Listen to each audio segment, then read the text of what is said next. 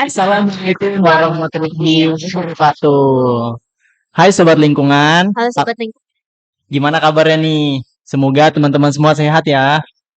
Nah, kali ini kita ada di acara Sharing, episode ke-3. Oke, jadi sebelum kita mulai acara inti nih, kita perkenalan dulu. Oke, sebelumnya perkenalkan, saya Fernando Pratama. Saya Yuliza Salsa Fadila. Kami adalah mahasiswa Teknik Lingkungan Universitas Mula Warman Angkatan 2020.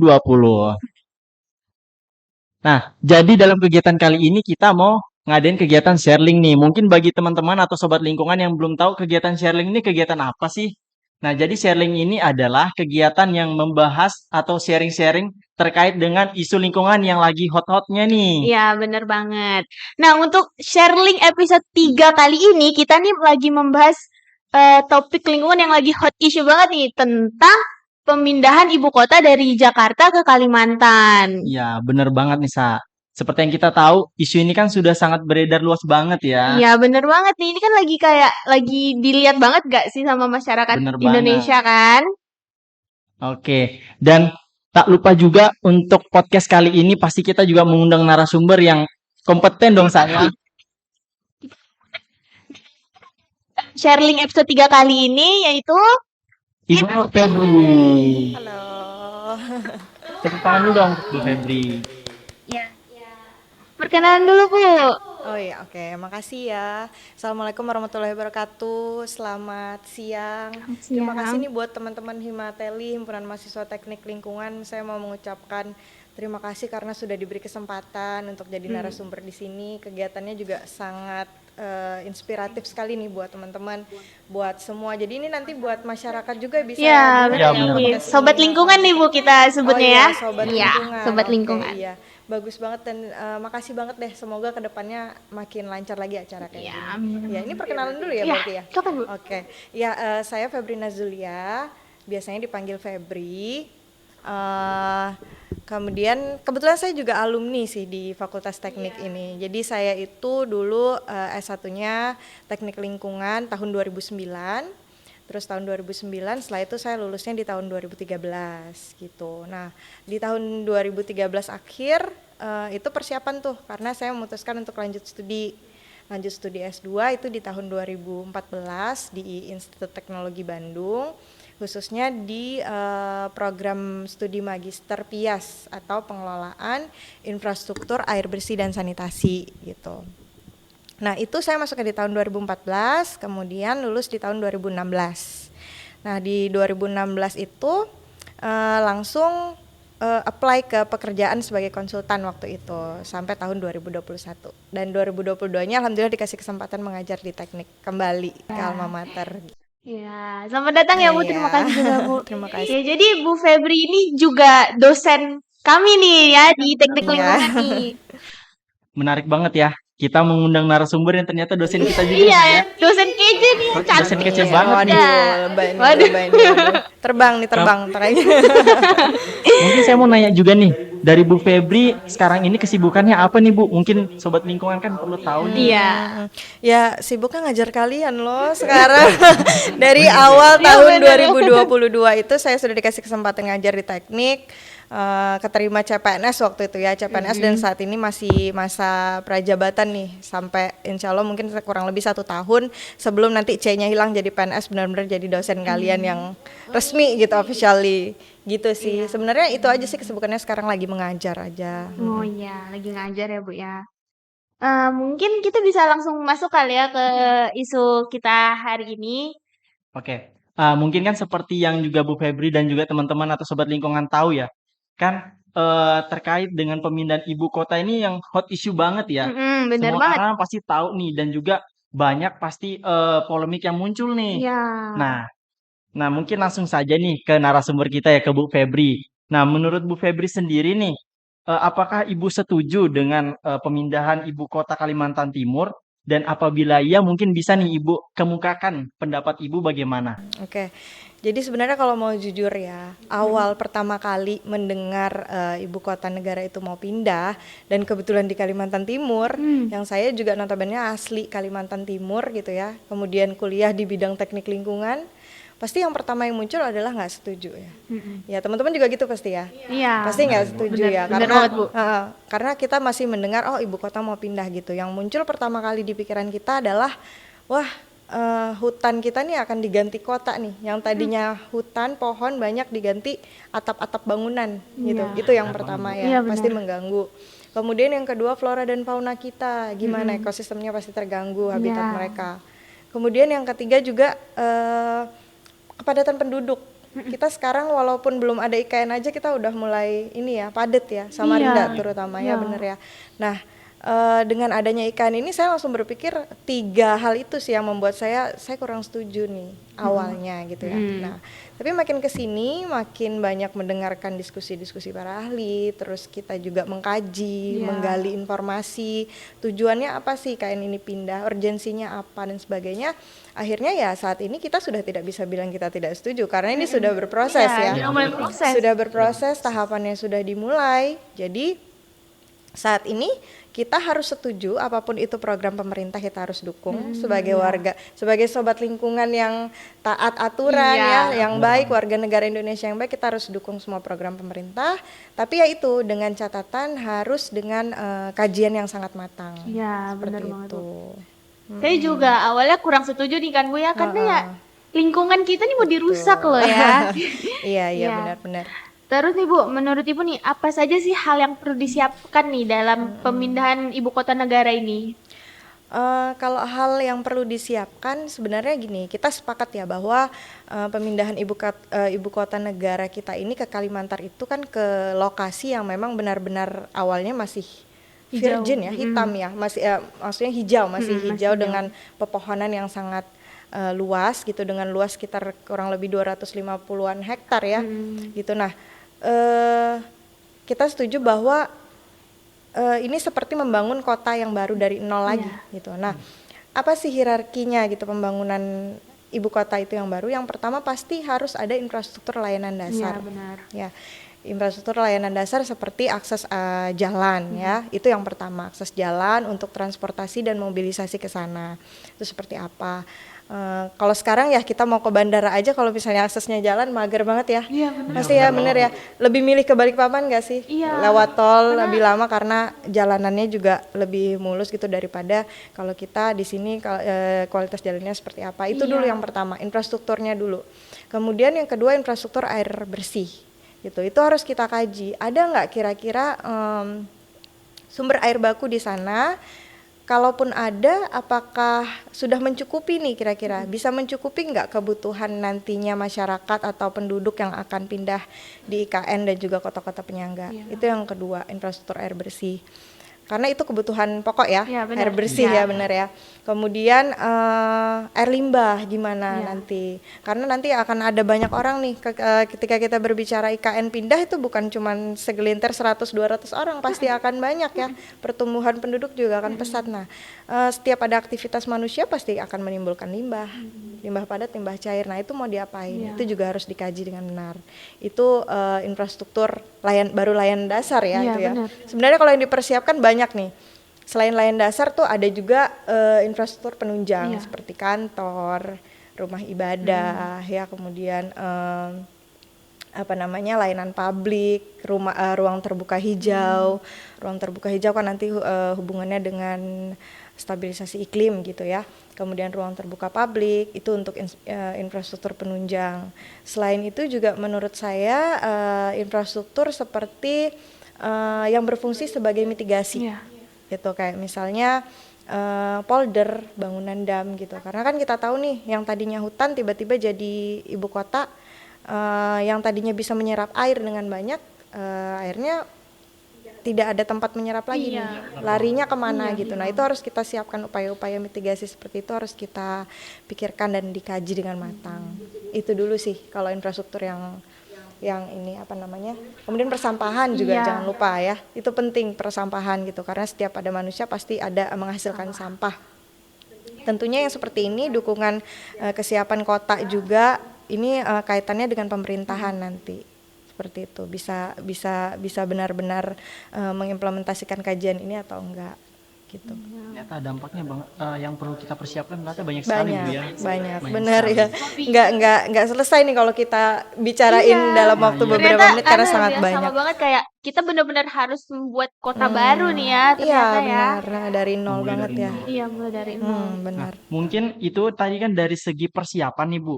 Nah, kalau dari segi dampak nih Bu, menurut Ibu mungkin dampak yang bisa ditimbulkan dari pemindahan ibu kota mungkin dari dampak ekonomi, sosial, atau bahkan sebagai akademisi lingkungan, dari lingkungannya sendiri, kira-kira dampaknya bagaimana nih menurut Ibu?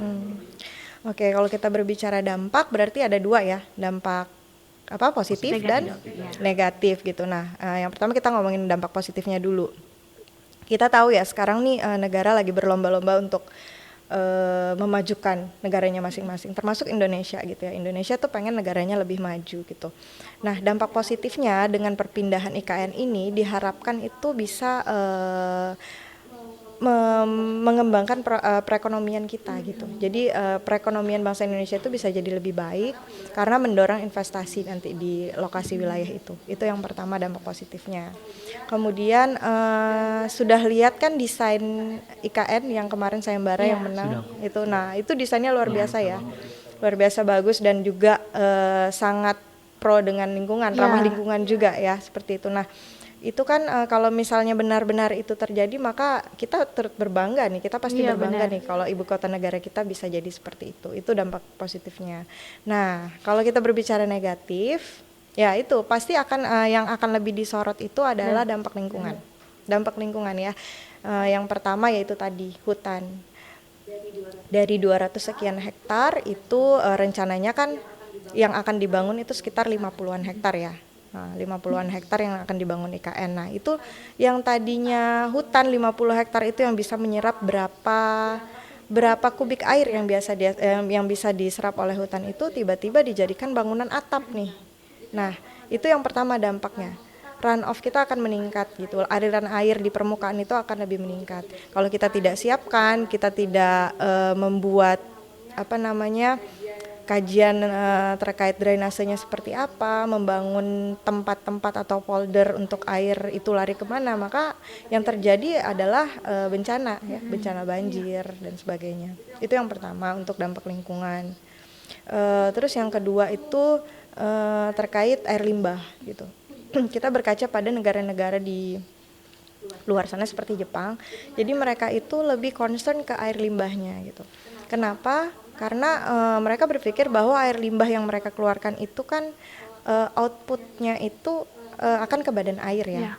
Nah, badan air itu kalau misalnya sudah sesuai dengan standar baku mutu, otomatis kan beban pengolahan di air bersihnya akan tidak terlalu berat gitu. Nah, jadi itu nanti kaitannya dengan harga airnya juga. Jadi kita harus berpikir bahwa sebenarnya air limbah ini yang pertama harus kita olah dulu gitu sebelum masuk ke badan air supaya nanti beban pengolahan di air bersihnya tidak terlalu berat. Itu kaitannya dengan air limbah ya. Kemudian ada lagi terganggunya ini tadi flora dan fauna ekosistem. Nah, itu pasti yang namanya habitatnya nih, tempat tinggalnya mereka nih, tempat tinggal mereka tiba-tiba dijadikan kota oleh manusia, pasti akan terganggu. Kaitannya juga nanti kalau misalnya ada yang punah, nanti rantai makanannya seperti apa, pasti terganggu. Itu ya, itu dulu sih kalau dari dampak negatifnya. Iya, ternyata. Jadi dari segi dampak negatifnya banyak saja. Ternyata banyak juga ya dampak negatif ya dari pemindahan ibu kota ini ya. Mungkin tadi ada hal yang menarik nih tadi yang tersorot itu terkait dengan bagaimana sistem pengolahan limbah di Jepang ya Bu ya. Kan sempat juga nih kita dengar dari dosen nih bahwa sistem pengelolaan air di Indonesia saat ini masih mencampur nih antara air limbah dengan air baku. Mungkin harapannya ya mungkin ke depannya nanti untuk ibu kota yang baru mungkin bisa menerapkan apa yang sudah dilakukan di Jepang Bu ya. Benar. Jadi, ya, banyak sebenarnya teknologi yang sudah berkembang saat ini, tinggal kita lagi nih kebutuhan kita apa, kita mau pilih yang mana tuh tergantung kitanya lagi, pemerintah Indonesia seperti apa gitu. Benar banget ya Bu, ternyata dampaknya tuh ternyata banyak banget sebenarnya ya dari berbagai macam aspek. Ya, terus nih kan ada dampak lingkungannya nih Bu. Menurut Ibu nih seberapa besar sih potensi kerusakan lingkungan yang dapat terjadi dari pemindahan ini? Apakah potensi kerusakannya itu lebih besar atau malah justru potensi yang baik itu lebih besar dari kerusakan lingkungan ini, Bu? Jadi gini, terkait pemindahan IKN ini kita sepakat ya bahwa pasti akan ada dampak lingkungan. Itu tidak bisa kita hindari. Pasti akan ada dampak negatif dari perpindahan ini. Tapi kita bisa meminimalisir itu semua agar tidak terjadi. Kita bisa melakukan upaya preventif, upaya mitigasi untuk itu semua tidak terjadi. Kalau dibilang seberapa besar, ya pasti cukup besar ya. Tapi gini ya, pemerintah itu kan pasti tidak akan mau negaranya juga jadi nggak baik ya. Pasti semuanya mau ke depannya tuh negara tuh jadi baik gitu. Contohnya nih, kita kan tahu nih upaya-upaya pemerintah yang sekarang ada dari berapa tadi 200 sekian hektar, tapi yang digunakan untuk IKN itu hanya 50 sekian hektar gitu ya. Jadi tidak semuanya nih memang. Dan kita juga mendengar bahwa ada konsep forest city ya. Jadi dia tetap mempertahankan hutan-hutan yang ada di sana. Itu juga salah satu upaya pemerintah kan ya. Kemudian upaya pemerintah yang saat ini sedang berjalan itu pembibitan di lokasi IKN, di mana nanti di sana itu produksinya itu sekitar 20 juta benih pohon. Nah, itu salah satu yang dilakukan pemerintah untuk besarnya kerusakan yang akan terjadi di IKN ini, di lokasi IKN itu. Itu yang terkait ini ya, hutan yang tadi hutan ya, soal hutan. Nah, kemudian kerusakan lingkungan yang akan terjadi lagi seperti sebenarnya kalau kita bicara hal yang paling bisa merusak itu ya 3 hal yang saya ucapkan di awal tadi ya. Yang pertama tentang hutannya, kemudian flora dan faunanya, dan kepadatan penduduk. Ya, itu yang 3 itu sih yang paling poinnya kalau berbicara kerusakan lingkungan. Ternyata banyak banget ya dampaknya Iya, setuju kerusakan banget. lingkungan. Nah, terus ini nih Bu, untuk pemindahan ibu kota sendiri dari sudut pandangnya Ibu, apakah pemindahan ibu kota dari Jakarta ke Kalimantan itu berarti memindahkan polusi yang ada di Jakarta ke Kalimantan nih? Kira-kira dari Ibu gimana pendapatnya? Kalau menurut saya sih sebenarnya bukan memindahkan. Justru sebenarnya karena kita ini mulai dari nol lagi, lebih gampang nggak sih? Ya kan, maksudnya lebih mudah untuk memanage-nya gitu kan, lebih mudah untuk mencegahnya, upaya pencegahan kita daripada kita nih memperbaiki kota Jakarta yang memang kita tahu sekarang sudah seperti apa ya polusi udaranya gitu. Sekarang gini, kota Jakarta itu yang menyebabkan polusi udara apa sih? Kepadatan Penduduknya sih. Kepadatan penduduk, terus transportasi ya, kemacetan di mana-mana, transportasi yang masih menggunakan bahan bakar yang bisa mencemari lingkungan, itu kan polusi udara. Kemudian pabrik. Nah, sedangkan kita tahu IKN kan belum tidak seperti itu gitu. Kita baru mau membangun nih. Nah, polusi udara tadi bisa kita cegah gitu, bisa kita cegah karena kita mulai dari awal kan membangun itu ibaratnya biasanya lebih mudah daripada mempertahankan ya gitu ya. Jadi saya rasa bukan memindahkan polusi sih, seperti itu. Justru malah kita bisa mencegah ya Bu ya, Iya polusi, benar, dengan kepadatan kajian polusi itu ya. kajian lingkungan yang matang lah seperti itu. Ya, kemudian nih Bu, kan ada ancaman kerusakan lingkungan yang di dalamnya ini termasuk ancaman terhadap tata air dan resiko perubahan iklim karena terganggunya sistem hidrologi. Nah, menurut Ibu nih, tentang pendapat Ibu tentang pernyataan tersebut dan bagaimana solusi agar hal tersebut tidak terjadi nih Bu? Oke. Kembali lagi nih kita berbicara tentang hutan ya, karena yang paling krusial itu adalah hutan kita nih, karena kan kita Kalimantan tuh dinobatkan sebagai paru-paru dunia ya dengan hutannya, benar ya.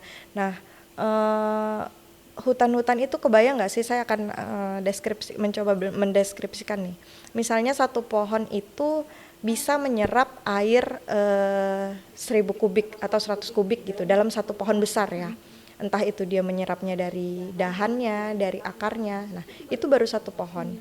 Bagaimana dengan jutaan atau ribuan pohon yang ada di berapa ratus hektar itu? Ketika itu sudah tidak ada lagi, tidak ada pohon itu, diganti dengan atap, kemana larinya air itu? Kebayang nggak? Kebayang ya? Bayang Bu. Iya, yang tadinya pohon terus jadi atap. Iya.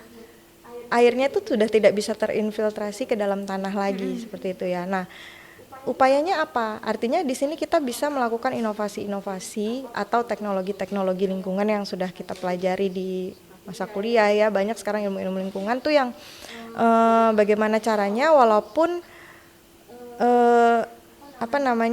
upaya gitu supaya dampak ini tidak terjadi. Misalnya yaitu tadi kita bikin master plan drainase yang memang sudah terkoneksi gitu ya untuk air itu, untuk aliran air itu bisa nanti muaranya di mana kita bikin foldernya atau damnya. Itu yang pertama untuk tata air ya.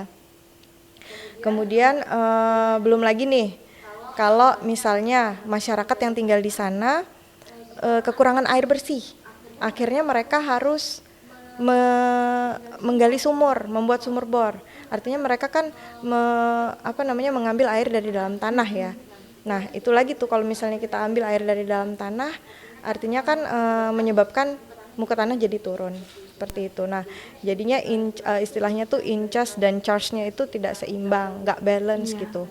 Nah, kita harus melakukan upaya nih supaya air yang tadi keluar bisa tetap terinfiltrasi ke dalam, seperti itu ya, aliran airnya itu juga mengalir kemana, itu yang pertama. Kemudian tadi ada statement terkait perubahan iklim ya. Nah sebenarnya ini kan kaitannya dengan siklus hidrologi lagi ya. Siklus hidrologi masih ingat kan ada apa aja, ada evaporasi, terus transpirasi, kemudian dia menguap ya, terus jadi kondensasi jadi awan, terus nanti turun hujan. Nah itu kalau misalnya nih tadi yang hutan-hutan itu yang harusnya bisa menjadi transpirasi gitu kan, tapi tiba-tiba dia nggak ada gitu, yang menjadikan proses transpirasi itu nggak ada, akhirnya kaitannya tuh dengan ini. Sekarang tuh kita nggak ada lagi yang namanya musim panas, musim dingin gitu. Kadang tiba-tiba hujan, kadang tiba-tiba panas, terus tiba-tiba turun hujan seperti itu. Nah itu kan mengganggu sekali perubahan iklim yang ada. Itu sih. Setuju sih Bu ya. Jadinya solusinya ya tadi ya. Solusinya berarti ya itu tadi harus ada upaya preventif dan mitigasi dari pemerintah dan dari semuanya. Ya sebenarnya sih nggak cuma pemerintah aja. Harusnya juga sama warga-warga juga ikut ya Bu ya. Iya, kalau berbicara IKN nih kita nggak cuma berbicara pemerintah, tapi semuanya ya. Semua harus berkolaborasi nih, baik dari warganya, dari akademisi, dari praktisi, semuanya harus ikut andil. Nah, lalu nih Bu, itu kan kalau dari segi masyarakat secara keseluruhan. Nah, kalau dari kita sebagai mahasiswa nih, khususnya mahasiswa teknik lingkungan, kira-kira inovasi seperti apa sih Bu yang bisa kita bawa nih untuk mensukseskan pemindahan ibu kota negara baru ini? Mungkin dari segi bagaimana kita mempertahankan air bersihnya, kemudian bagaimana juga kita untuk berkontribusi, bagaimana untuk kita bisa mengelola air limbah nantinya. Oke. Kalau terkait ini inovasi ya, yang pertama kan kita harus menghindari dulu nih supaya kita bukan menghindari, maksudnya kita mengupayakan bagaimana air ini tadi bisa tetap terinfiltrasi gitu. Bisa tuh dengan misalnya ada inovasi aspal yang bisa menyerap air gitu. Ya, dan Misalnya gitu. Atau yang kedua inovasi pemanenan air hujan. Nah, tadi kan atap-atap memang tidak bisa menyerap air, tapi kalau bayangkan kalau misalnya satu bangunan itu bisa menampung air hujan gitu, yang tadinya akan lari ke permukaan runoff-nya, tapi kalau kita tampung, kalau satu rumah aja bisa menyimpan berapa kubik air gitu. Bagaimana dengan ratusan rumah? Nah, itu kan pasti sangat berpengaruh tuh. Itu akan mengurangi bencana banjir juga. Itu salah satu inovasi.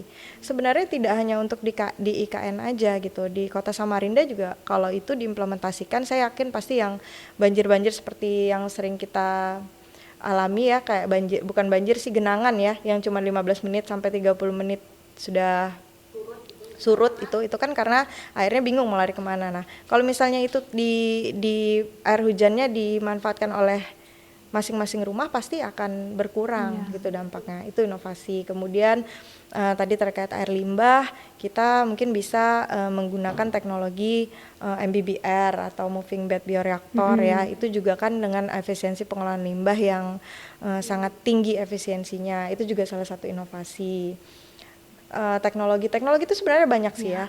Tinggal kita mau mengadopsi yang mana dan kebutuhan kita yang mana, yang seperti apa, itu nanti yang akan digunakan gitu. Sebagai mahasiswa teknik lingkungan ya pastinya saat ini yang bisa dilakukan semangat terus belajarnya gitu ya.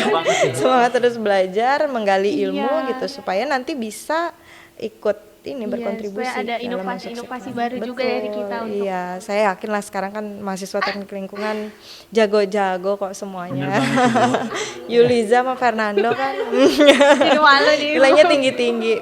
Apalagi kan kita harus bisa ikut campur juga gitu ya. Iya, Iya dong, Tidak hanya sekedar iya. melihat tapi kita juga harus turun gitu Iya, teman-teman benar. seperti Iya, itu. kadang gini kan, kadang orang-orang tuh kalau ada bencana atau apa yang disalahin Pemerintah. Iya, pemerintah benar. gitu kan. Padahal kan tanpa sadar hal kecil aja tentang sampah aja gitu. Kalau ada banjir ngeluhnya ini pemerintahnya Iya, ini nggak apa bisa, segala nggak macam. becus nih kayak gini. Padahal dari sampah aja kita tuh ya sekarang datanya tuh ya permukiman kumuh di Kota Samarinda tuh ada tahun 2020 tuh terakhir 53 sekian hektar. Itu permukiman kumuh yang ada di Samarinda itu rata-rata di bantaran sungai. Kebayang nggak gimana aktivitas manusia di bantaran sungai yang misalnya masih membuang sampah sembarangan, air limbahnya tidak diolah, itu kan membuat ini ya, itu hal utama yang merusak badan air Iya. kita, ya kan? Nah itu sebenarnya harus pelan-pelan paradigma masyarakat nih harus dirubah juga sebenarnya gitu. Kita tidak bisa memberatkan di satu titik, tapi semuanya nih, mulai dari masyarakatnya, mahasiswanya, semuanya pokoknya semua sektor. Pelan-pelan kita harus ngasih tahu juga kan ya ke masyarakat nih kalau ini nih dampak dari kita sendiri gitu kan ya. Jadi kita tidak hanya mengevaluasi pemerintah tapi kitanya sendiri Iya, gitu kita ya. harus mengevaluasi diri Mengevaluasi kita diri sendiri kita juga. sendiri. Iya.